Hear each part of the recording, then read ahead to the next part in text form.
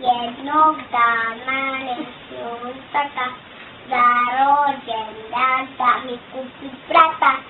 Istao je u dućanu da produšu mu hranu.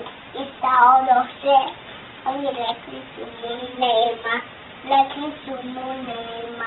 Onda jednog lepog dana dođe mama nasmejana, pravog tiskog rodilišta, kao da to nije ništa.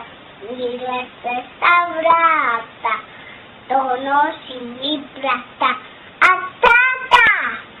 tata dvori ode. Dosta je bilo bajke, deco ne donose rode, već i krađaju bajke.